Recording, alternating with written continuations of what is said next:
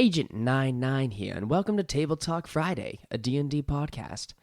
If you like this show, make sure you follow these boys on whichever podcast service you prefer, and check out their bonus content on patreon.com/TableTalkFriday. And now, enjoy the mystery. So, last night, I think it might have been the most important night of the year, guys. Okay. Don't leave me hanging here. Give me something. I finished God of War Ragnarok. Oh, hey. Okay. Congratulations. Yeah, it was, I was high. You were high level is what no, you mean. on Delta 8 THC. Is that a new weapon in the game? Yeah. And upon finishing the game, there's a certain moment with a certain character. I don't want to spoil anything. Literally nothing. There's a certain moment with a certain character and their facial expression made me start crying. And it's like just the way the character acted at the end of the game. And I'm sitting here and I swear I haven't felt that much emotion since Lee from the Walking Dead Telltale game passed away. I gotta bring up Lee, man. That was Dude, a good man. because you talked about it recently, and I was like, yeah, that's the last time I really cried at like a video game. and I finished God of War Ragnarok, and all the right emotions hit, and the fact that my like emotions were like amplified by that. I was sitting here just tears going down my face, and I was like, man, that was my best gaming experience of the year. Now, I don't want any spoilers, but I do want to Absolutely know. not. Is it sad? Is it a No. happy ending? Does it wrap up the game well, you All think? I'll say is it was perfect. Really? It was perfect. And it did not leave me empty like The Last of Us 2. Yeah, boy howdy. So it didn't completely scar you is what I'm hearing. Yeah. I don't think I could play another Last of Us 2 kind of game. Yeah, it was, no. God of War Ragnarok ends perfectly. That's surprising because people really wanted another one. So I'm surprised to hear that. Oh, there'll be another one. No, but Oh, really? Maybe not about certain characters, but there will be another game in this series. Didn't they say that they weren't going to make They're another not one? going to spend that long on this Norse arc, apparently, like this whole... It'll probably have a different director, the same studio, different director or whatever. But the arc of the Norse gods that they went through successfully ended. Okay. Well, I mean, But there are so many open story threads at the end of the game that it's like, oh... They can make a game of any number of characters. Yeah, they could go anywhere with God of War. I mean, obviously they're not just going to throw that IP in the trash, but... No, especially with how it's done. Like, I loved that game so much. I haven't ranked it upon, like, my games for the year yet, but now I'm like, okay, well, where am I going to put it? Is it over Persona 4 Golden? Ooh, Is it over Elden Ring for me? Yeah. Yeah. Is it really? We knew that. Well, yeah, Elden Ring is... I am not going to say that God of War plays better than Elden Ring. Elden Ring is like the most gameplay, like polished game I have ever played in my life, and I will respect it forever, and I love it. But I am a sucker for a good narrative, and they wrote me right all the way to tears. Well, maybe you didn't get the full extent of the narrative because you didn't beat Melania. No, there's still not enough narrative. I can say confidently as someone who's beat Melania, I don't know what the fuck happens in Elden Ring.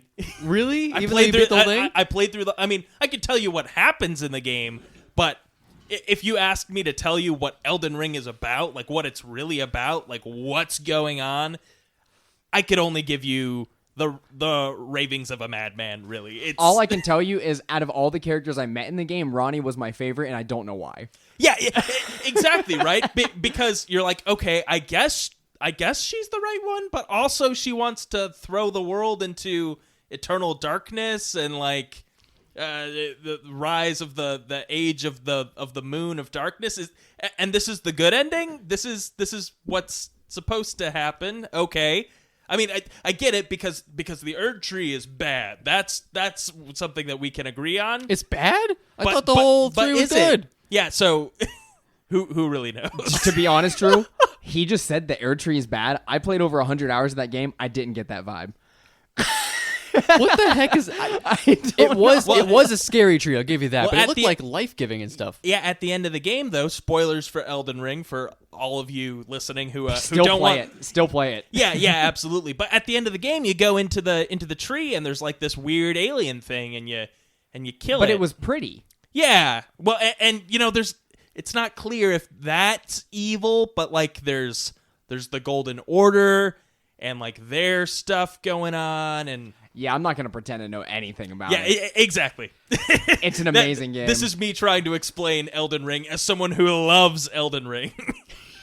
So we love the game, but that's why we like God of War better, is because we know what happened in God of War versus Elden Ring was just 50 hours of our lives. If you are in a game just to turn your mind off and play a game, play Elden Ring. But if you are in it to cry, play both God of War games.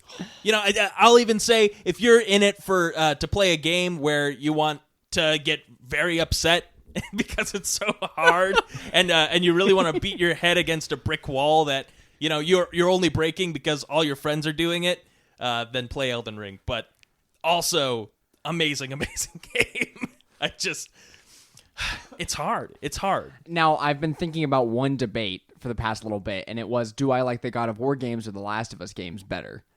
Because that's huge for me, because I don't know which one told the better story in my head, where like, I was most affected by The Last of Us 2. Like, nothing will hit that hard, hopefully ever again, until I rip your guys' hearts out in D&D. But why you gotta say stuff like that, man? because we talked about it and it was a good throwback. You know, I believe it too. But boy howdy. But then I played God of War and I was like, man, this in like just a good, like an overall, when I finished the game, I was like, yeah, like that was nice. You know, and you know, there's nothing like feeling fulfilled like that. Because when I finished Persona 5, you know, I felt empty. You know, because I was like, oh, man, a piece of me is gone now. When I finished God of War, I was like, man, I could just... Especially because at the end of both games, they leave it open at the end for you to still explore and stuff. If you want, like, it ends just like at the end of the first one, where like you kind of...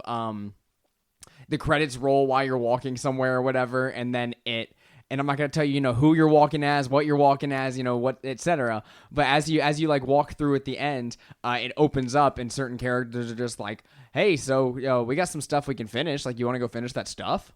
Side quests, anybody? Yeah. And let me tell you, they leave a ton of post-game stuff open where like characters are out there still wandering and living their lives, and you can go visit them and do stuff like that. And that's cool. And there's like extra stuff from like the twists that happen in the game that like pay off in the post-game. Now, I haven't played any of it, but I want to, and I will go back to it because I liked it that much. Yeah, you know, I think that's probably one of my favorite things in games is when they give you like a little victory lap after the main conflict's closed. I almost got the same vibe playing D&D after Storm Kings, where you know, we wrapped that campaign, but our next campaign takes place in the world where that already happened. So yeah, we're different characters, but we're in that world. Oh yeah, people and giants are just friends now. You know, things like that.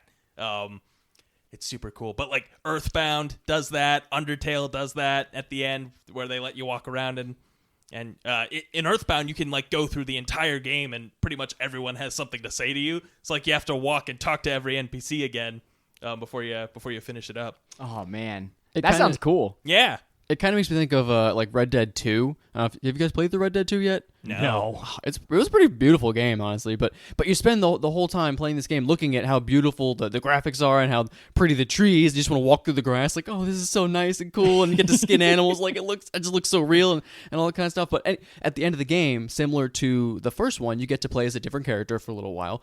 And when you do that, after exploring this gigantic open world, you get to go back, because it's years later, right? You get to go back and talk to all the people that you talked to before as a different person. And so they're like, oh, where's that person used to play? Like, oh, how are your old friends? And you get to talk, and you get to find out where they went, and some of them are like married with kids. And it's like, oh man, that's cool. You were a big bandit bank robber, and you have kids now? Like, what are you doing? That's like finishing Pokemon Gold and Silver and going back to Kanto. That, you know, because Gold and Silver is like the DLC to the Kanto region. I gotcha. Well, that's honestly the coolest thing, though. And then at the very end, you go and you fight yourself from the last game with your team of level 100. You know about not this true. Which one? Which one? At the end of Pokemon Gold and Silver, you can actually fight Red from Pokemon like Red and Blue. No, I actually didn't know that. What? It's one of the. I gotta say, from a game that just has text and character sprites, it's one of the most epic moments in video games. Whenever you go up to the top of Mount Silver. I think it is Mount Silver. So yeah, you get up to the top of this mountain that you've spent a long time going through. All you know is that this is basically a new Pokemon dungeon that's opened up. You got to get all the way to the top. You fight your way through a bunch of like level 60, 70 Pokemon. Oh my gosh. You finally get to the top, and who was waiting at the top but the Pokemon Master from Pokemon Red and Blue, Red himself. You go up and you fight him, and he's got like the super high level Pikachu. Like he's got a really strong team, and you get to beat him. And as soon as you beat him, it just shows like dots because he never talked. So it just shows dots across the screen, and the screen goes black for a second, and he disappears. He's gone.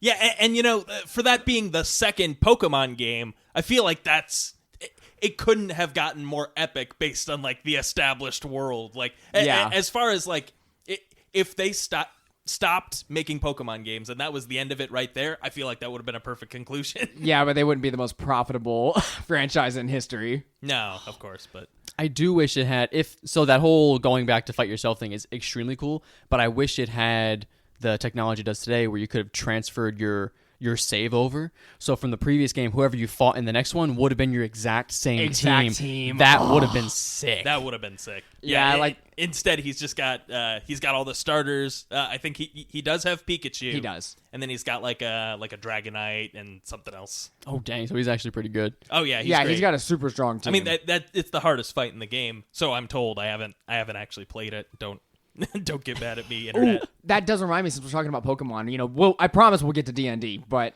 I started a Pokemon alleged ROM hack while I was on my first flight this past weekend called Pokemon Radical Red. And it's Pokemon Fire Red. It's a alleged ROM hack of Pokemon Fire Red. And it is a really hard game. I'm talking it's the Dark Souls of Pokemon games because I have to have first of all, it includes all Pokemon from Gen 1 to 8. It doesn't include the new ones from just now dropped Gen 9, but this ROM hack has 8 generations of Pokemon in a Game Boy game. That's crazy. Yeah, new sprites for tons of them, different moves. You can see all Pokemon like EV/IV ratings like on all of your Pokemon. Okay. So you go into all these sections from Fire Red and you're like getting the same types of Pokemon just all across from all the generations. So, you know, I go out and I'm catching for like 20 minutes trying to find one Pokemon with a good enough IV rating to go on with me, because if you have a Pokemon with bad IVs and EVs, you're going to get fucked up. Like, oh no. I tried to go through, like, I'm stuck right now on Lieutenant Surge's gym because I don't have good enough other type Pokemon to go on, and so I only have one Pokemon that can fight electric types, and it's a ground type, and they give them like the dual typing Pokemon that are already like not going to be like the ground type's not going to be good against. No. So they play it smart where like you are going against, you know, these actual like competitively viable teams, and I'm like, this is hard. So I gave up and started playing the Devil Survivor game. Devil Summoner and Devil, whatever, the one from the DS. I started playing that instead because I was getting so discouraged playing Pokemon Radical Red. You know, I bet that's why they call it Devil Survivor, is because it's DS, and that's the. Oh my gosh, you're right. I hate when games pull that shit too, because there's a Castlevania. It's called Castlevania HD, and you know what HD stands for? It's not what you'd think. It's Harmony of Dissonance. Oh, I've heard of that one. Yeah, That is a good name though. That's a pretty solid name. Only Japan. No, it's true. It's true. Before we move on, the only other game I want to mention, because I've been playing. We're not moving on because I have one more thing. Oh, okay, well then I'll do my thing, and then you do your thing. You do your thing first. It's like a show and tell. Yeah. So I have been playing the Walking Dead game still. I finished the second Telltale version. I'm on Wild Frontier. A New Frontier is what it's called. Yeah. It's the third one, I think, but not including the Michonne one. And the Michonne one's like a separate story or something. So I'm following Clementine, basically. I want to know what happens to Clementine. And so in this one, I just started paying attention very closely because I'm playing with my girlfriend, so we're seeing the same things. We're discussing like the decisions we can make. Like we'll pause the game for a second, like, oh, what should we do? I don't know. And so I was paying really close attention. I was like, did you see that? She goes, what? I said, Clementine was in the background, but Clementine left our group like 5 minutes ago. Like she's been gone for days. Maybe that was like an Easter egg, or it's like foreshadowing that she's back. She's come here to like save us in this situation. I'm like, that's pretty cool. And so we were playing for like 10 more minutes, and we're in like a totally different area, and she never showed up. And I was like, that's weird. So I clipped it, and I went back to it, and it's just Clementine T-posed in the background of this scene. she's just standing there. And as I replay it a couple times, I was so like, funny. What the hell? And so I replay it again because we want to watch it a couple times, make sure we don't miss anything, because it's all in the background, right? And they're emotional scenes and stuff. So not only is that, but there's other like random civilians that we've never seen before in the back. Like, who is that person? We've never met this person before. And then it got even better. And as I'm watching really closely, we get into this next scene where you get to meet a famous character from the Walking Dead show, right? And you meet him, and you get to the point basically where you handcuff him because you're not sure if he's dangerous or if he's going to kill you, whatever. So you handcuff him. It gives you his name, right? And he does like the classic turn, but then he turns back and gives you the one-liner, right? And then keeps walking away. So he talks to you. He turns, looks back. He's not handcuffed anymore. I'm like, he's a magician. What? He's a magician. And then he walks away handcuffed again. It's this. I was like, what is? I don't know if I have like a busted version of this game. I just bought it over the like Game Pass or whatever it was. Yeah, you bought it on Game Pass. You didn't just play it. No, I don't. I think it was like a purchasable or like a discounted version. But, okay. But I was like, what the hell has happened? Because the first two games were not like this. I don't remember all these weird bugs. Yeah, I wonder what's Huh. buggy about it. I don't know. You know, I do recall when I played season 1 of The Walking Dead, the console version, it was just completely broken.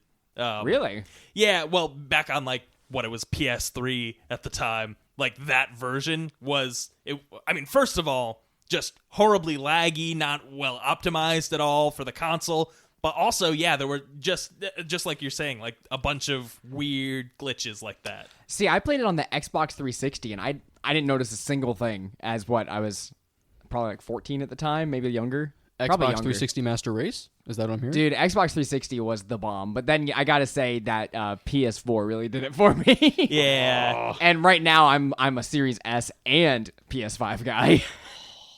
I do like the S. The S is pretty good. I have it on the side just in case I need a little. I gotta say, it might be one of my favorite consoles of all time. The Series S, not because I play it all the time. I play my PS5 way more often, but I play the Series, like the Series S, I think is like the best value console you could ever buy. Because one, the only difference really between it and the Series X is the storage space, which is like 500 gigabytes difference, which is a lot nowadays because that can hold like 2 Call of Duties. Then the other thing is I believe it cannot do 4K, but it can do 1080p, which not a lot of people have 4K TVs, even still, like years after 4K started. So, yeah, I love the Series S. It's amazing. I do have one last thing, though, and that's... Drew, you're going to hate this. Oh, my gosh, I'm worried. There's a new Sonic show out, baby. Why? Show? A new Sonic the Hedgehog TV show. It came out on Netflix. It's a Netflix original called Sonic Prime.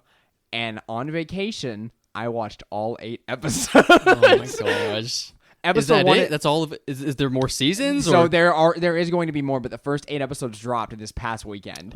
And I've been waiting with bated breath for this show because they've been showing art and trailers and everything, and I was like, this looks cringy as hell, and I can't wait. It released, and the first episode is cringy as hell. Like, it's like, hi, I'm Sonic, and these are my friends, and as long as we stick together, we can do anything. Like, stuff like that. And those are actual lines, basically, from the show of him being like, yeah, with a team like this, we can't be beaten. And it's like him, Tails, Knuckles, Amy, and Rouge the Bat. Rouge the Bat. An interesting choice. Rouge the Bat is included as one of Sonic's like close friends in this, which is odd because she's never been like close to them. She's always been like a side character, like you know how Shadow's the opposite of Sonic. She's been like the Knuckles is opposite, you know, the other treasure hunter. Is she like a fan favorite or something? They wanted to bring her in? Well, I mean, kind of. But Only for her looks though. Yeah, because she's like Oh. a bat with like a humanoid bat with makeup. Oh, that sounds really terrifying, actually. yeah, I don't think she's even been in like any of the games recently either. No, So- no, not. I mean, I guess all of his crew have been in Sonic Forces, which was recent. Oh, okay. But so the show comes out, and the first episode's 40 minutes, and I got to the end, and I was like, I don't know if this is gonna be good. And I watched the second episode, and I'm still like, I don't know if this is gonna be good, like because it's all the rest are 20 minutes. The first one's 40. Oh, okay. And it's all based around this plot line that makes no sense in the world of Sonic, because normally it's like Dr. Eggman's doing something bad and he's got the 7 Chaos Emeralds and we got to go get him and then do this and then, stop him here. And so that's normally what it's about. And of course, this is all about Dr. Eggman. He's doing some bad stuff in Green Hill Zone, which in this, Green Hill is just the place where all of Sonic and his friends live. And it's like just a real place. The loop-de-loop from the Green Hill level is a big deal to Sonic. They take so much inspiration from the comics and games. Like, they live in Green Hill, which is level 1 from Sonic, basically. And all of these things just exist and are as is, and you just have to accept that. Shadow is just living and running around Green Hill for some reason. Yeah, it's very odd because it doesn't really, based on all the Sonic stuff we've seen in the past, it's just weird. Shadow isn't from wherever Sonic's from. He was created by humans. Right, and so Dr. Eggman... Or maybe aliens. Now, the whole plot is weird because they explain it to you over the course of a few episodes, and you know what? There are going to be some spoilers because I know you guys don't care, and I hope you viewers at home don't care that much. Only I should care about this. But... over the course of a few episodes, you get it explained to you that the whole reason that this is happening is because Dr. Eggman has found out about this thing called the Paradox Prism. And what that is it's a rock buried in a mountain in Green Hill, where it like leads to alternate realities, basically, in different ways the world could have turned out. Or whatever. It's the Reality Stone, is what I'm hearing? Yeah. Okay. It's quite literally like the Infinity Stones. And in episode 1, Sonic breaks it into pieces because he's attacking Eggman and does not care about the consequences. So he attacks Eggman to stop him from getting the Paradox Prism by destroying the Paradox Prism. And as this happens, him and all of his friends disappear, and Sonic is transported through this weird like multiverse reality. He gets transported through it, and he ends up in another reality where Dr. Eggman has won and taken over. And throughout the course of all of these episodes, you go through different story arcs of him traveling around in this, like, they call it the Shatter Space because he broke it. So Cute. They call it the Shatter Space, and he starts going around to different realities because he keeps getting teleported through these shard things and solving problems for alternate versions of his friends. So like this is where the show gets really fucking good because despite what I think is a bad beginning, like a bad beginning that doesn't make sense, where it's like we all live in Green Hill and we're best buds and Dr. Eggman's just doing funny stuff all the time, and he can't beat us because we're friends. You get some of the coolest action scenes I've seen in an animated show where Sonic, like, he teaches alternate version Knuckles how to spin dash by grabbing him and throwing him, and you just get to see Knuckles bounce between all of these creatures, and I was like, that was fucking cool. And I'm sitting here enjoying this show. Every episode, it just gets better and better and better. And I was like, the first few episodes, I hated it. I quite literally was like, oh, it's bad. Dang it, it's bad. And then I got to episode 3 and I was like, it's so good. Because the reason that changed around is because these alternate versions of the characters are way, way cool. Like, there's one column, he calls himself 9, and it's Tails, but he calls himself 9 because he was basically, Sonic wasn't around to help him, so he got bullied and beat on a whole lot. So he started hiding in this other version, alternate version of Dr. Eggman, like of their world that's taken over by Eggman. He hides down in like this secret little lab he's built for himself, and he's a loner. So, and the reason he calls himself 9 is because, like the Pokemon Ninetales or the fox from the nine-tailed foxes from Japanese lore. Yeah, Kitsune. Yeah, Kitsune, that's it. Then like a Kitsune, he's built himself 7 extra mechanical tails. Oh, that's cool. And so he has his 2 natural ones and his 7 extras. So he has 9 tails, and instead of flying, he uses them like spider legs and crawls around and stuff. Ooh. And it's so cool. That's pretty sick, actually. And so there's all these alternate versions of the characters, and I can't gush about this show enough because it's so good. I can't wait for more episodes to drop. And the other little thing that happens in the plot that we don't know about yet, because it ends off with this, is Shadow's stuck in the shatter space because he used chaos control at the same time to try and stop the thing from shattering, but failed. So he gets teleported into an odd part of like the shatter space, and he's stuck there. And every time Sonic goes between realms, Shadow's like, Sonic, you gotta stop it. Sonic, something's going on. It's broken. And so he's trying to help Sonic out. And the show, like the first season, ends with like Shadow and Sonic actually meeting up in the shatter space, which was cool. I wonder what's gonna happen. Exactly. We don't actually know. But it is so worth watching. I was pleasantly surprised because I was mortified after the first couple episodes. I was like, another bad Sonic property, great. And then we get to the last 6 episodes, and I'm like, I am loving every second of this. That's refreshing, and I might give it a look, but I'm just gonna say it, Seth. I don't think there's ever been a good the kids these days seem to like the Sonic Boom cartoon. Yeah, this is better than that. I watched a lot of Sonic Boom. Okay, well, this is better. Good. I'm glad. Because I honestly, I don't think we've had a good Sonic cartoon. I mean, as a kid, I loved Sonic X, but that was dog shit. Yeah, but also Sonic Sat AM was great. Yeah, Sat AM was great, which I think this show may be, inadvertently taking some cues from that. It's an in-between of Sat AM and I guess I would say Sonic X plus Sonic Boom. So like those 3 shows like coming together, it's kind of like that. Yeah, because I do think Sonic is at his best when there's like a post-apocalyptic, or if you want a good Sonic show, it's got to be like a post-apocalyptic Eggman's already won, because if not, why is he here? Yeah, the Eggman's already won is insane. Also, there are alternate versions of Eggman all taking place in this Eggman's one scenario where they're like family members of his, basically. And they are so funny. They're so stupid. Like one of the first ones he runs into is a baby Eggman, and it's so funny. Like you see them and there's one that's like an edgy emo Eggman, and where he's just always playing like a Game Boy basically, and he's like, whatever.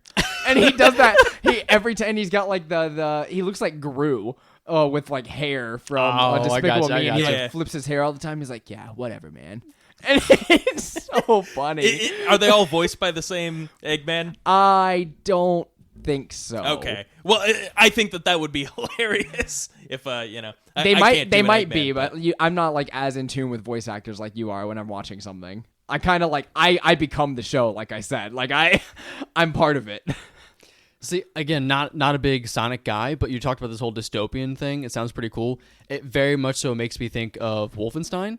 I'd love for a really fucked version of Sonic where it's like a first-person shooter. You have to go into Eggman's world, and you're just fighting these like robot bunnies and things. That would be sick. It's not the only reality he goes to, isn't just the post-apocalyptic one. It's the coolest one, and he goes to it twice, like 2 separate times. But he also goes to like a primal one where like everything's like the Green Hill has overgrown and Eggman's nowhere to be found, but Green Hill's overgrown and Amy's nowhere to be found, and all his other friends, Rouge, Knuckles, Big the Cat, and Tails, have to stay in like treetops in order to survive, and so he has to help them with something that's going on there.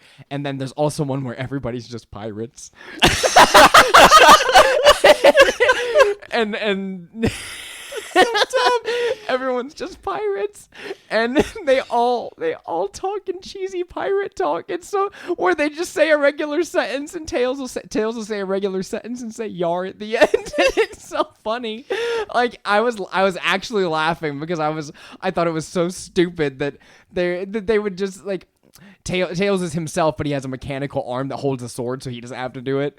And he would just be like, "I, Captain Yar." Like he would just literally do things like that, and I was like, man, this just reminds me of like D&D. Yeah, because they just go to a different one, and there's all these pirates for no reason. They give literally no reason. It's like, oh, Green Hill is flooded, and Knuckles is the captain of a ship.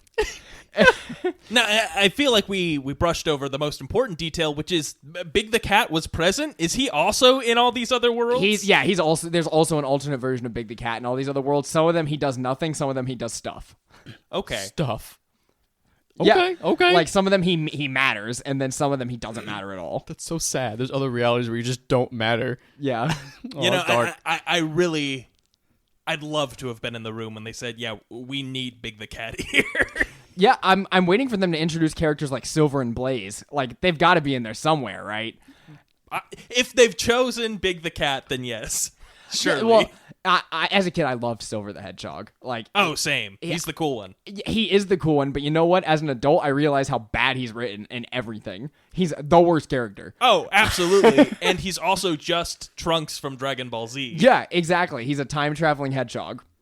It's so weird that people are still tossing out more names of characters in the Sonic franchise, because if you had asked me 2 years ago like what characters are in Sonic, I would say Blue Sonic, Black Sonic, and Red Sonic. Well, can I introduce you to Cream and Cheese or possibly Cream and Cheese? Yeah, they're very popular characters. She's a bunny and her little pal Cheese is a chow. There's bunnies too? Yeah. Yeah. There's every And animal. she also flies by using her flapping ears her to bunny flap. ears. Wait, so do all the other characters fly by using parts of their body? Well, no, A lot of them do. Tails spins his tails. Makes kind of sense. Blaze the cat, launches fire out of her feet or something like that. I'm pretty sure she can fly. Yeah, inconsistently. Sometimes she flies, sometimes she doesn't.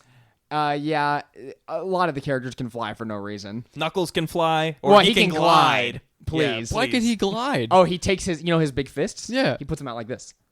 Oh, I'm putting my that fist helps him glide? Yeah, so he lays like Superman and puts his fists out, and for some reason it makes him glide. You know, I always got the impression that it was something to do with like his slicked back quills, and they're like, they're splayed out behind him like a, I don't know. I'm just trying to justify. I never tried to make sense of it. I mean, maybe that does make sense. His quills are slicked back, so it's like aerodynamic or whatever.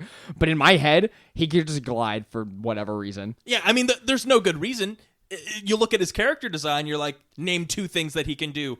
Punch, and he could probably also punch. Never would I imagine that he could fly.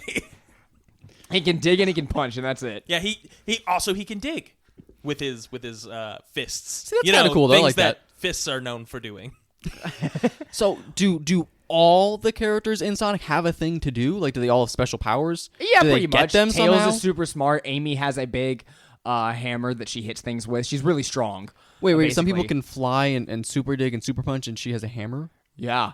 Well, Amy was always the useless character. I Oh, think now, no. ever since like Sonic Boom, they've made it into like Amy's girl power. That's her thing. Oh, now. and she's girl power in Oh, Sonic oh. Prime too. I won't spoil too much, but a character that you see in the trailer, there's actually an Amy that got roboticized, and she's called the Rusty Rose, and she is so badass. She beats Sonic and friends up so hard. I believe it. See, the Rusty Rose sounds really cool, but it really just makes me think of the Krusty Krab. Yeah. So, they all have special powers or something. Like, Silver has telekinesis for whatever reason. Shadow can ice skate really fast, like Sonic can run. Shadow's just like Sonic, but better because he can use Chaos Emeralds to Which, Chaos control. in a lot of stuff, Sonic can do that too. He just doesn't for whatever reason. Like, he can use Chaos Control, but like he just doesn't. Gets his Shadows thing, I guess. Yeah, well, and Shadow also, he can shoot guns when he wants to. And Oh. Shadow has to Oh. wear these, or maybe it's just in Sonic X, but Shadow has to wear these like inhibitor rings on his arms because he's too powerful, and if he takes them off, he's really cool. Yeah, he's like no- super edgy. That happens in Sonic 06 too. At the end of Shadow's story, he takes his rings off, and then he, I don't even know what he does. I don't think they have a name for it either. But- It's so cool. There's nothing cooler to me than a character who has to constantly compress themselves or like keep themselves at bay because they're too cool or too strong. Yeah, well, and sometimes Shadow, I mean, he's just Sonic but edgy, so, he can do everything that Sonic does, but he does it like a cool guy. So instead of, rolling up into a ball and hitting things, he can do that too, but usually he'll like punch him in the face instead. Or he can shoot energy blasts like it's Dragon Ball Z for some reason. Yeah, it's so cool. Why is he so much better than Sonic? Because he's the ultimate life form. Is he? That's what they call him. They call him the No, ultimate he calls life himself form. that. He goes, "My name is Shadow. I'm the ultimate life form." That's so cringy. Well, no, because he was created to be the ultimate life Right, form that's what he for- knows. Yeah, for some reason. Yeah, I and forget. Oh man, I love Sonic, man. I was playing Sonic Frontiers last night after I beat God of War, and Sonic Frontiers is not that good. No? It's not Sonic. Like, I'm playing through it, and I enjoy running around as Sonic. And I also found out there's a performance mode, so instead of playing 30 FPS, but it's like really good looking, I instead have been playing at 60 FPS, and it's better looking because there's more frames. So I started playing it at 60 FPS, and Sonic Forces is fine. Not Forces, Frontiers is fine. But after playing God of War and hopping right over to Sonic Frontiers, I was like, this isn't even junk food.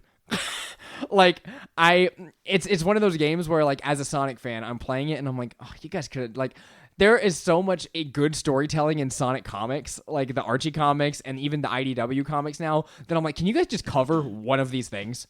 Like, just cover the virus thing that happened, like the robotic virus or whatever they called it in the IDW comics, and I will be so happy. Like, just cover that storyline and have me run through some levels. And like, I would love that. Treat it like Persona, where I have to do like some big boss fights and some big stuff, and just tell me a Sonic story, because it's actually pretty cool when Sonic stories are told well. There's one thing and one thing only I want from Sonic, and when you first said, I think you said Sonic Forces, but I heard Sonic Forza, and I was like, that is an incredible That already idea. exists. Does it really? Sonic Team Racing. No, it doesn't. Yeah, You're Please, joking. You're it's joking. Sonic and Sega All-Stars Racing. Well, there's also Sonic. There was like 2 or 3 of them. No, there's a ton of them. And for some reason, he's in a car. Why is he in a... Wait, hold. We gotta pause. Pause here. Sonic's in a car, and he's racing other cars, or is he racing other cars. freakish animals? No, other cars. Why? Have you even... Now, I'm going to cut you off there because it's just like Mario Kart. Like, why are they in carts? But let me tell you about another game that's a Sonic racing game that came out when we were children. And Zach knows what I'm talking about already. Sonic Riders. Oh, yeah. Oh, yeah. They're riding hoverboards instead of running, because Sonic can run faster than these things. But they're riding hoverboards and entering tournaments. And also Eggman's trying to destroy the world. So they need the help of... Do you remember their name? The freaking... Babylon Rogues. The Babylon Rogues. Oh man, that hit me in the nostalgia wheel right there.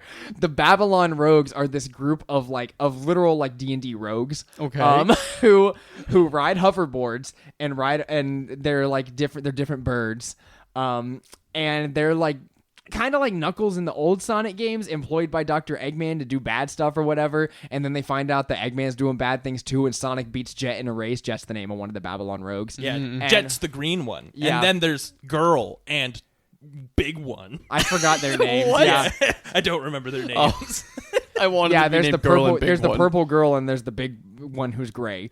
And Jet. Sonic beats Jet in a race. Jet realizes everything he's been doing is wrong, and they basically backtrack. But those cutscenes were beautifully made.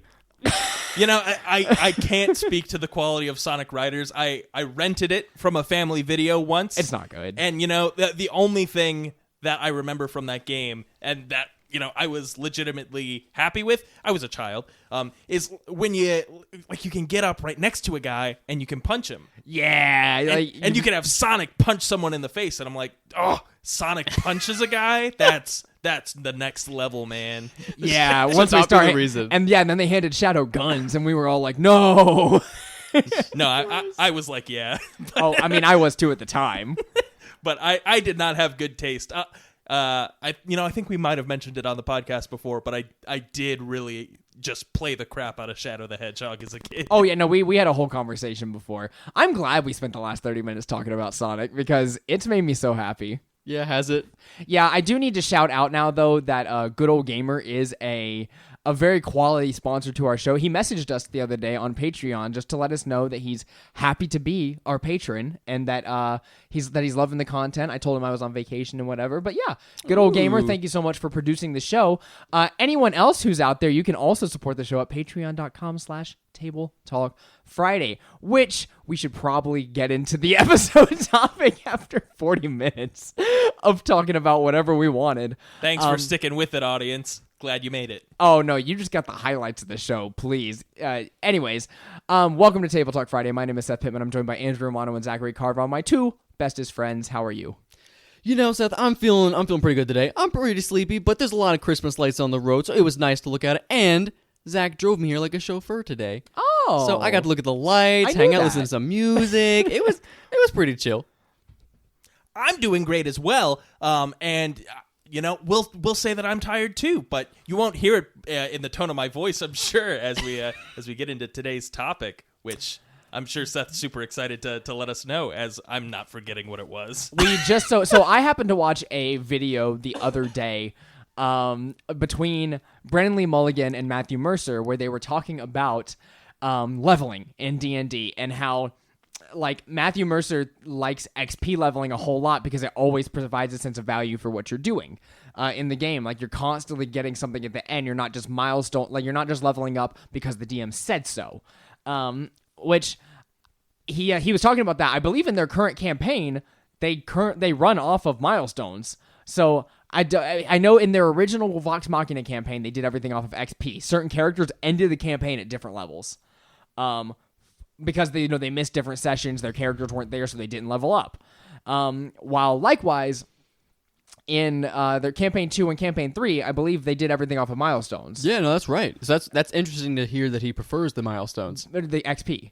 So he said he prefers the way that XP is written. He thinks that it provides constant value to the players. Like, every session you end with some sort of value.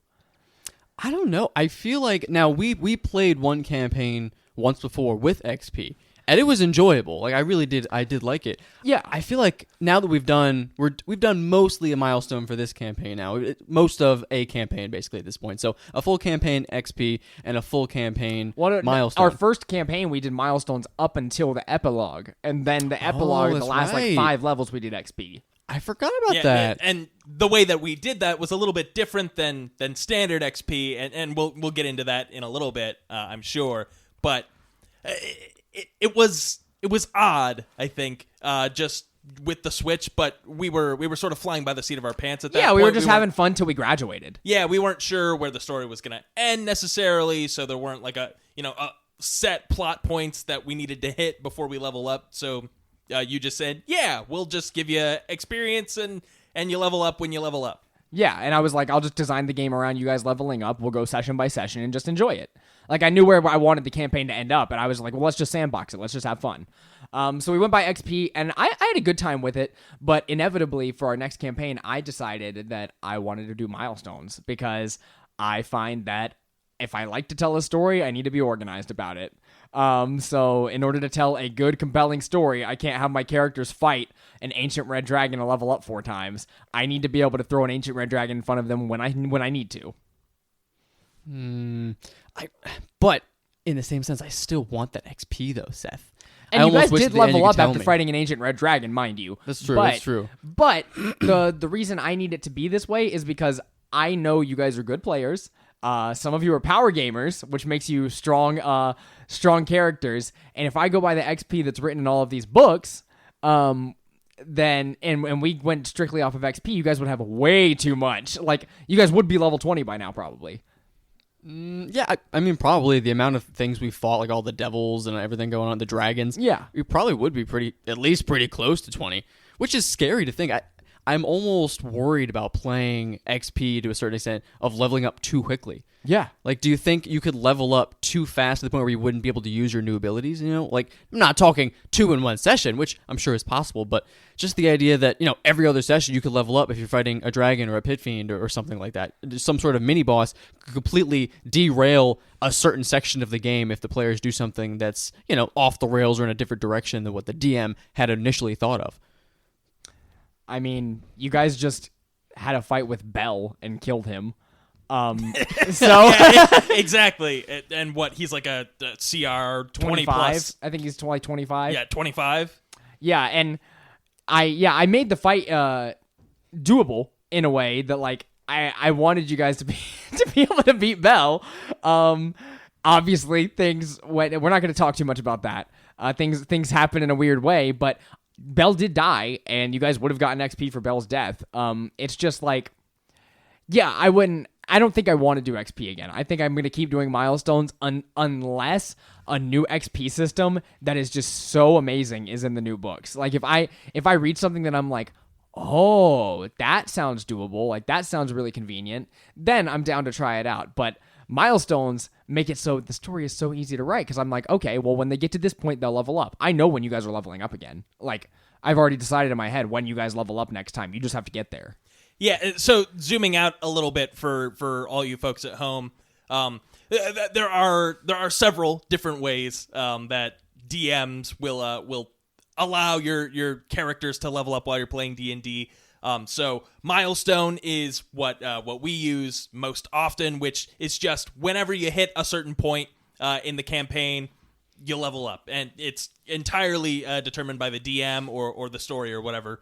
On the other hand, or the other side, and what is sort of the rules as written version is experience points. So every time you kill a monster, you gain a certain amount of experience points split among the party for however many people were there. So there are a lot of issues, I think, with experience points that people try to solve. But the number one thing I think that sort of pulls me away from experience points is the idea that, okay, well, it's just like a video game, right? I kill the thing to get experience points. Well, if the point of this game is leveling up, then I'm going to kill as many things as possible and, pick as many fights as I need to get that extra experience.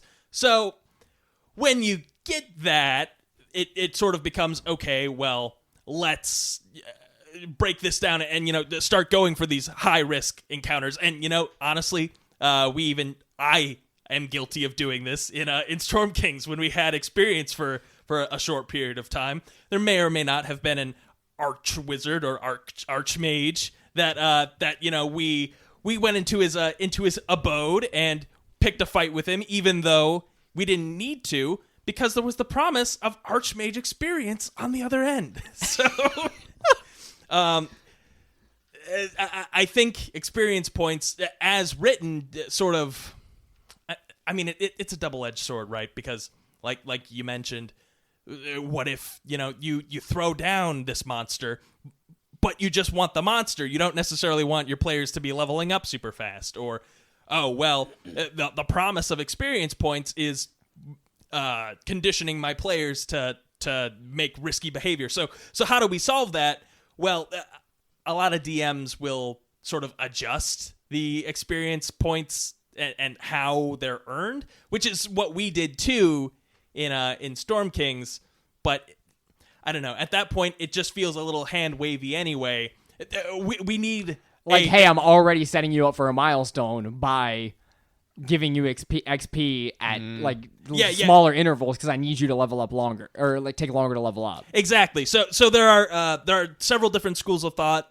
Some DMs will give experience based on social encounters. Some DMs will give experience for good role play. Some DMs will give experience for gold earned, and I think the earliest editions of D&D had systems for gaining experience based on gold, but I don't know. I would love there to be something specific in the books that says how all this stuff is supposed to work, because at the table, what ultimately the criticism that I hear of milestone leveling is, oh, well, it doesn't feel like anything that I'm doing in the game has a meaningful impact on my ability to level up.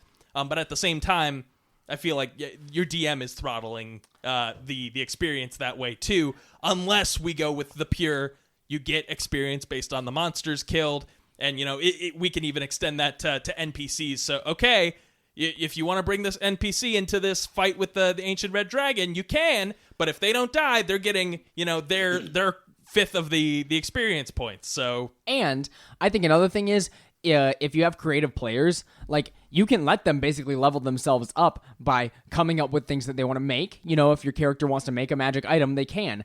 Constantly, you can be giving them things like that, like optional rewards. Something that I've done in a lot of stuff, especially in this last campaign, is providing optional pathways of hey, you can do this if you want to. Or hey, there's always, side stuff going on, another option, so that way, you guys could have gone into the wrecked base of one of Zariel's old bases. You could have gone in there and taken whatever loot was there. You guys could have or could not have gone to the Beholder lair to seek out the loot down there. Like, you guys didn't have to finish the Ghost Orchid storyline that we recently did if you didn't want to, because you had accomplished your mission already. So, like, little optional things like that, you can be like, hey, this, obviously I'm not going to give you nothing for this, right? So there is other stuff over here. And if your players are invested in the campaign, then, you know, as long as the story makes sense and it's going along well, I feel like they're going to feel rewarded at the end of a session anyways. And another thing I have to say is that even Wizards in their latest books don't really give you XP to go along the way that like matches the levels. In most of the recent books, like Light of Xerxes, it tells you this is when your characters level up. It doesn't say give them this and they get this much XP from the encounter. It says after this point, the characters are like in Storm King's Thunder, it says the characters should be this level. So just kind of inferring, hey, they should have had enough XP at this point to level up, or you level them up as a milestone. But in the latest books, it's like, hey, characters hit level 2 here. Characters hit level 3 here. Like, it just says that. The more we talk about it, the more I do want to just try XP again, just because I feel like it's been so long. But in the same sense, I feel like milestones are just so clean and simple. And maybe that's what it comes down to. It really relies more so on the DM, I think, because it's all DM decision at this point, although I guess you could ask your players. Just the simplicity of getting to a certain point and defeating, you know, the big red dragon, leveling up is really cool. But in the same sense, I really, really, really like the happy sense of, oh, we get a reward for doing it. And that's not to say it doesn't compare to, you know, completing some big milestone, right? But I think nowadays in D&D, when I get to the end of the session, I'm thinking, oh, man, D&D's over. I got to wait a whole week to play again, you know, versus, oh, we get some XP. We get to distribute it and see who levels up and that kind of a vibe. But to the same sense, I don't like the downsides of the XP where it makes you want to murder people. I've never felt the need to murder people, but in our last campaign, there were times, like Zach was saying, where I was thinking we could just fight our way through this, even though stealth may be the better option. So I don't like the restriction there on like what you're actually doing. Which is crazy to me because I've been known to just hand out really good amounts of XP for a session that I felt good about. Like, oh, for sure. Like, oh, I felt really good about how you guys are. Like, I would have given out a handsome amount of XP for you guys going to Mount Celestia and just hanging out. Like, I would have given out a handsome amount of XP for that because it would have it was a great session. It's like, okay, you guys earned this, you know? So that was something that I did in those sessions already. But I do get where you're coming from. I haven't seen it from that player perspective. Even whenever we did our first campaign, which was XP based, I never felt the need to just kill something. Like, because we would get the XP from it.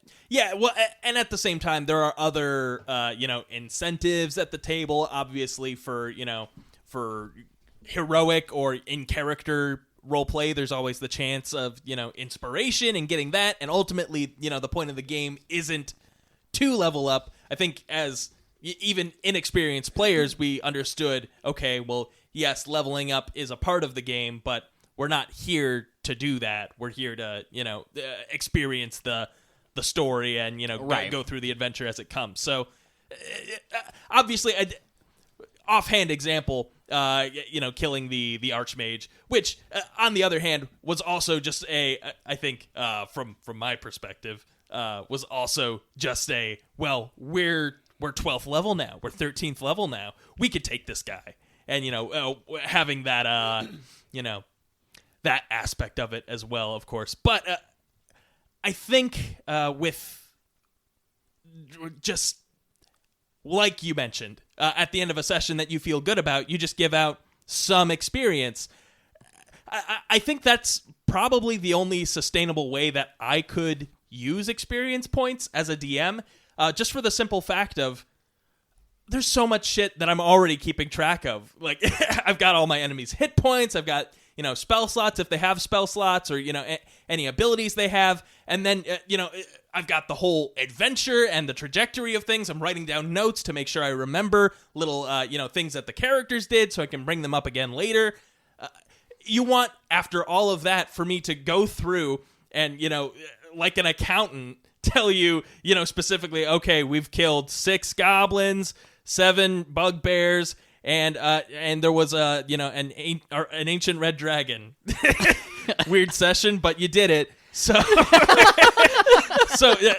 now let's take all of these numbers. We'll split them 5 ways. Oh well, actually there was an NPC there for that encounter. So we have to split this one 6 ways, and it's too much.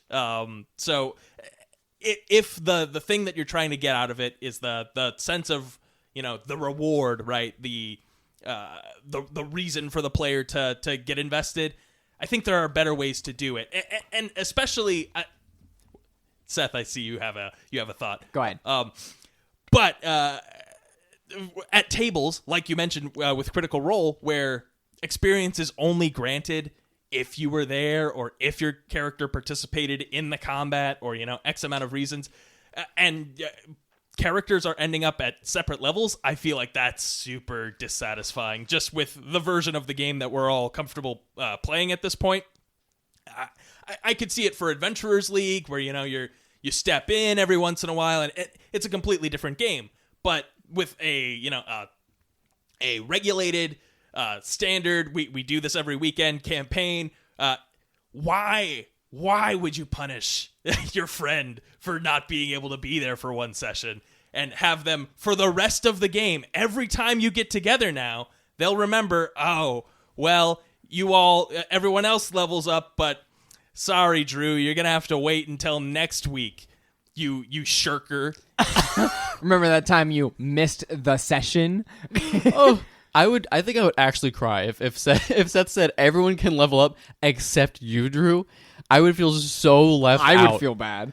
Now, I might play a lot of devil's advocate now because I had a thought and I was like, oh, that makes sense to me. Because we've been talking about it in the sense that we are experienced players. We're trying to tell a good story, right? Like we are assuming, like you said, that this is the weekly D&D game.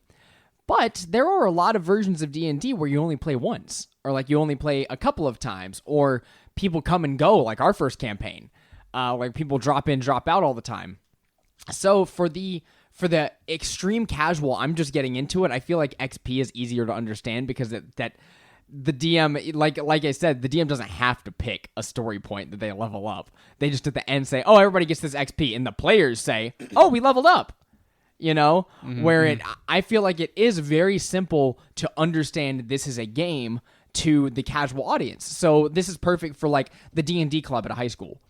Where players come and go. Some players might have to miss sometimes at the end of each session. Whatever high schooler that's leading the club is like, well, Beans, Shannon couldn't be here today, so she's not going to get XP. But you guys are going on this adventure with your characters, and your character levels up, and next week is a totally different story.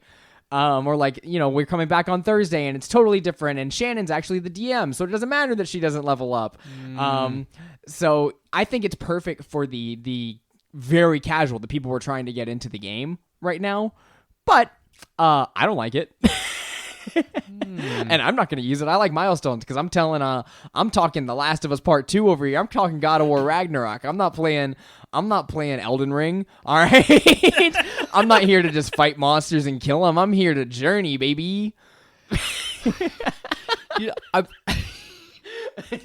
I'm wondering if there's some validity to that though, as far as a short-term game, right? Because I've run games before for people that, they didn't pan out, or maybe we only got to play once or twice or something like that. And the idea of, take a step back. First of all, D&D is hard to play, period. You have to get all these friends together. That's the hardest part. No, it's so accessible. Yeah, There's totally. Not a DM shortage.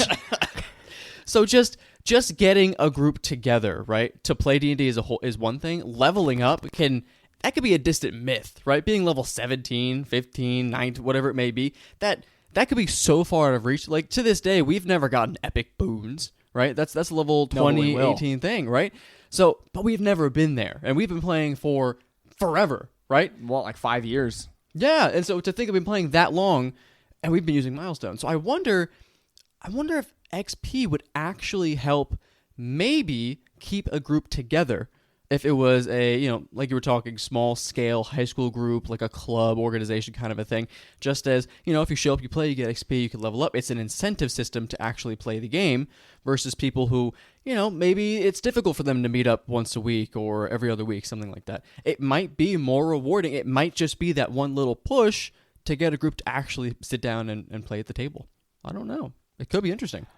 Yeah, no, I agree. Honestly, I think it would be helpful, like especially for someone who's maybe only played 2 or 3 sessions. I've run into plenty of people in the past who I've asked to play D&D with us, and they've been like, "Oh, I played like once a long time ago, and I still have the character sheet, and it says that Sierra the Bard has 666 XP on it. Can I keep that character sheet? Sure, keep Sierra. We can play Sierra. I do find that to be interesting. Is like a lot of people hold that one D&D memory as like a cherished thing, especially in like the gaming space where people watch Critical Role but they don't have a group. Like there are so many people holding their Sierra the Bard character sheet that are, who's your Sierra? Who's your Sierra? I don't have a Sierra, obviously, because we play all the time, but Hamog, my first D&D character, I'd love to see him come back, man. He's the one I want to bring back because he died so early, he died so young. Well, we are in a hell campaign. Seth, I'm just waiting for you. Honestly, you can throw him. You can throw anyone. You can throw anyone in at any point. I know. I did have some. You know what? I should have had Hamog be one of the guys that you guys met on Mount Celestia. How cool I would that would have have been? shat my pants. How cool! I didn't even think about that. I forgot.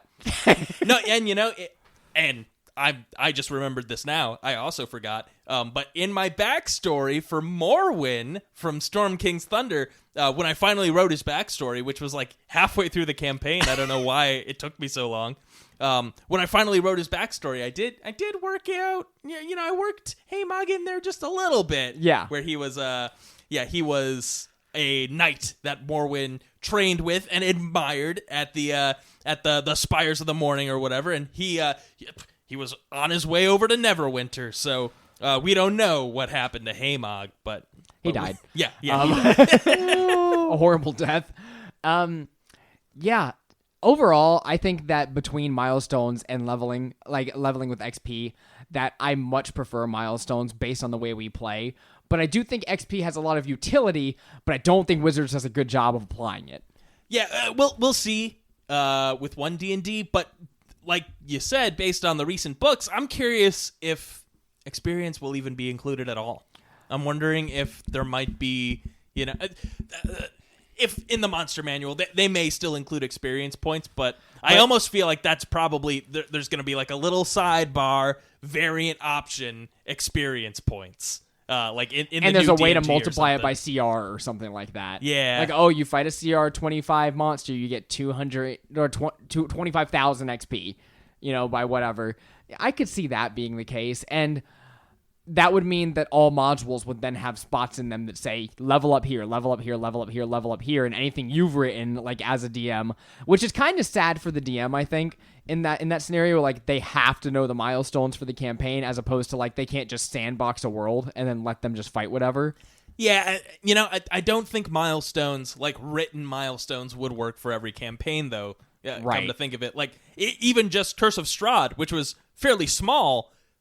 Definitely a sandbox, and I couldn't anticipate, where you'd go next, what exactly would happen, to the point where, I had a vague idea of, okay, you'll probably level up after doing this, you'll probably level up after doing this, but like the order that you're going to do that shit in, and what's actually going to happen, and whether or not it was, worth a level up, all that stuff happens on the fly, so I think maybe there's not a great solution for it because there's no way to teach, a DM to intuit when's an appropriate time to level up. You just have to have played long enough to understand, okay, well, now would be appropriate. And, to anticipate, well, the next encounter is going to be really tough if we don't level them up now, so let's level them up now. I almost want to take a step back for a second, because what bugs me, the whole premise of this, right, is you're supposed to be rewarded for playing, right? That's really the point. You want to be rewarded for playing, milestones or experience, right?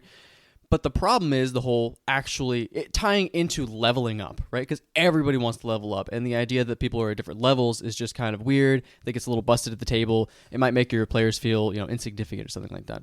What if XP wasn't necessarily based towards leveling?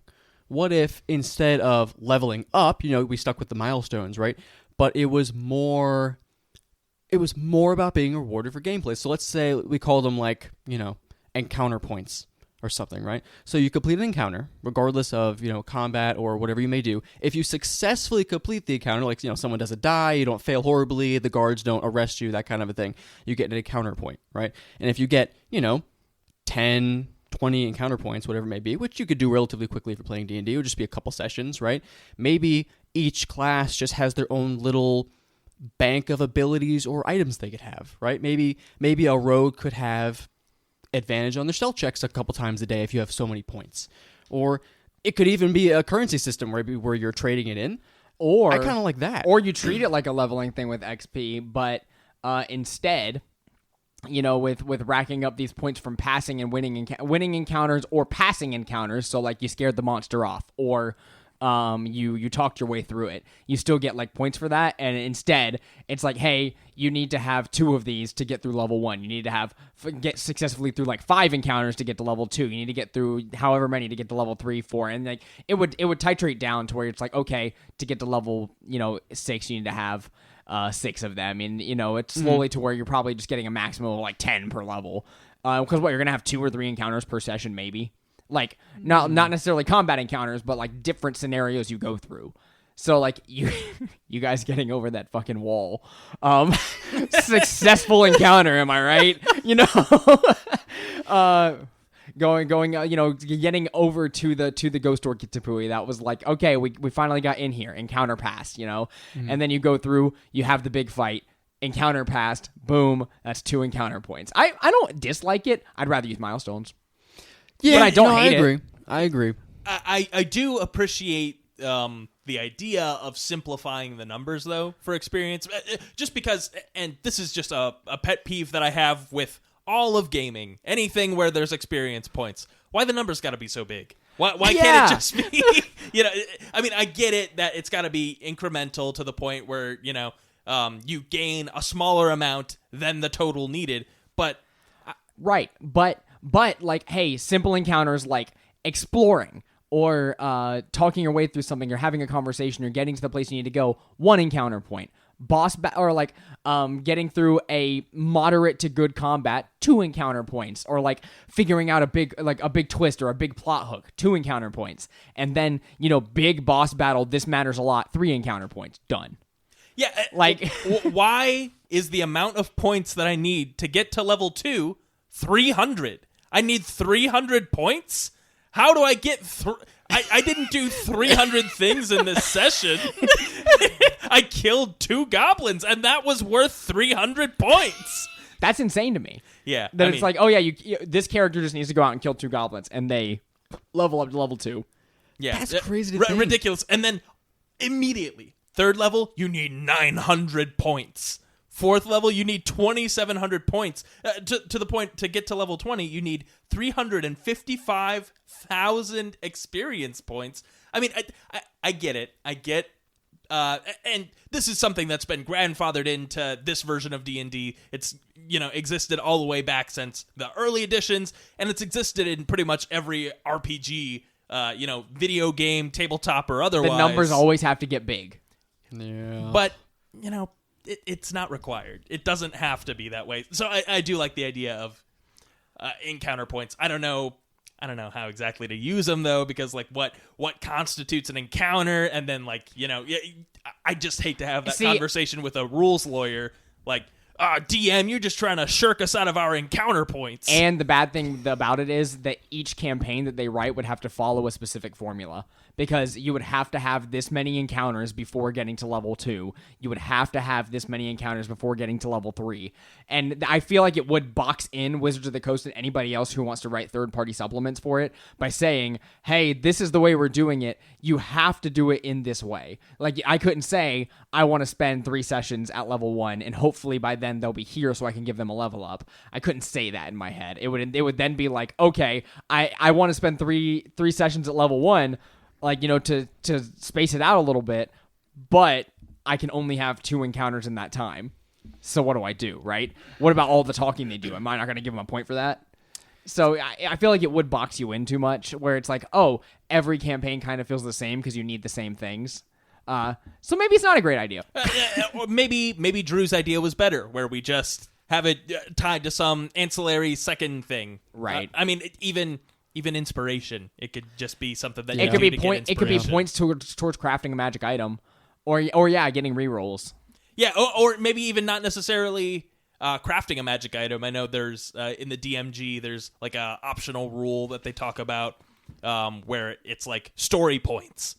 Like you get X number of, you've done this many encounters. Okay, player, you get to decide what magic item is in the next loot treasure chest that we find. Like, that's kinda cool. The next time that there is treasure, that specific thing that you wanted of an appropriate level for the amount of points that you got. I don't like that. I hate that actually because I don't want I want to be in charge of what's in places. Like, I mean, same. I'm just this is just me spitballing. It but makes I agree. sense in a game sense, but because our games feel like living, breathing worlds, I want them to stay like that. And it does not feel living and breathing if I say, "Hey Patrick, what kind of magic item are you wanting? Oh, you wanted Boots of Speed, dude? All right, they're gonna be in the next box." Yeah, that's fair. Yeah, I don't like taking the mystery out of it, but I do like the simplicity of that it's not for everybody, right? They're a little more geared towards each individual player. Yeah. So, not everyone needs this much XP to get their full level up. That's a big deal. Not being leveled up enough can ruin your character, could get you killed, that kind of thing. But the idea that someone, they found boots of climbing, that's kind of individual, even if you want to tie it to, like you were saying with the Artificer, those crafting components, right? So, you've gotten through 50 encounters, you've gotten 50,000 XP, whatever it may be, right? Now that you're this season of adventure, you're able to make an uncommon or maybe like a rare item, something like that. You could do the same thing with wizards or sorcerers. Maybe you need so many encounters to build like a spell scroll, or to start crafting yourself a new spell book or something of the kind. It could be specific to the character because the other players aren't going to get mad that the rogue has advantage on their stealth now because they can't get that, right? That's his own thing. But if someone else leveled up, I'd be pissed. So if you make it maybe more individual with some sort of bank of things that they could do, or even just leave it subjectively to the player, it might be less intense and easier on the table. I don't know. So personally, I'm really loving how we've done progression lately, where you guys make connections in the world. You got a lot of gold at one point, and I allowed you a time to spend it. And also, just by being high level adventurers, making friends with the right people and having the right conversations, I was able to award you guys with just bonus feats and stuff, Mm-hmm. where it was like, hey, we're gonna do this thing. I'm gonna grant this to you. Go ahead and choose. I really enjoy stuff like that. And when it comes to the magic items and stuff, and making them yourself, something I've really liked about having Oswin in the party is I haven't planned for any of the magic items he's made. I've been I haven't been a Displacer Beast has a cloak that helps displace it. It makes it harder to hit. That'll be so good for Oswin. No, it was there, and Oswin decided to take the pelt to use. Having creative characters and stuff like that always makes me happy. That's why, as almost any character, I want to make things. Even it shocks me that more of you guys don't make things, because I'm like, oh, any character that has the ability to use magic can make something. It might take certain characters longer. Maybe they can't go as hard as Oswin can, making very rare items and stuff because they're not inventors. But a wizard can enchant something, or for instance, if Varys wanted something, I would allow him to make a monkish item, that fits his character. I would allow it to happen. I like the creativity at the table. So little power-ups like that's the slow progression. We're hey, we had some downtime. Boom, I was able to rest. So we're going to get certain items at this point. I really enjoy being able to have characters do that. Other ways to progress that aren't just, leveling up. Because to be honest, I get scared of leveling you guys up too fast too, where I'm oh no, this is going way quicker than I wanted. I gotta find some way to slow it down, or you guys have 5 levels left and you have 8 layers of hell to go through still. So what's gonna happen in that time? Yeah, I'm worried about not leveling up fast enough right now. In the last few weeks, we've lost 3 characters. 2 of them were deaths. We're down a superior potion, a teleportation scroll, And I think Stein's died like 2 or 3 times now. Yeah. We're at that point in the story. We're at that point though where he's not as useful because Don't of that. you take that back right now. You know Stein what I is mean, wonderful. No, you know what I mean. Like he's Oswin's mechanical companion, and yeah, at this point in the game, like if you had some kind of beast companion or something, it is not doing anything anymore. Not versus a meteor swarm. No, Yeah. but like I've killed it in other ways. It killed him in other ways too. Just where like, oh, he has less hit points, so he dies. Yeah. Which, to be fair, he does have 80-some hit points. Right. Oh, that's so good. But though. against a creature that can deal over 80 in a turn, you know, Mm-hmm. it's nothing. Exactly. So. Well, it's good if it's not AoE. Like if they're using their whole turn to wail on Stein, that sounds good to me. Right. I mean, yeah, it's just any AoE attack, which pretty much all the monsters are going to have something AoE now. It's going to hurt them. Which we need to take a step back. I know we're talking about crafting things. Zach, I think you should take a moment at some point in the near future to talk about your sick new magic shield that you made. It was I feel like this should be intense. for the post show. Well, I guess you'll have to subscribe to the post show. To Patreon, of course. Thank you at so much TableTalk for Friday. listening to this episode of Table Talk Friday. My name is Seth Pittman. I was joined by my 2 buddies. I don't know why I did this part again, but you know what? There's a first time for everything. You can find us on patreon.com/tabletalkfriday, like our friend producer Eric, that being good old gamer. If you'd like to find us there, we have a bunch of different tiers, a post show, which we're about to record right after this, as well as plenty of other benefits like getting the show a week early or maybe being in a D&D session with us if that tickles your fancy. So, other than that, you can find us on TikTok at Table Talk Friday, YouTube at Table Talk Friday, and again, patreon.com/Table Talk Friday. Give us money. Thank you guys so much for listening, and can I have Hey Mog, take me out. Oh, you don't want me to take you out because I'm just way too strong and powerful. Me level 2 Haymog. I'm just gonna I'm gonna be too strong. So it'll be easy to take you out. It'll oh no, I'm choking on expectations. I wanted to be such a high-level character, and this is the end. I'm level. Goodbye. Have a good night.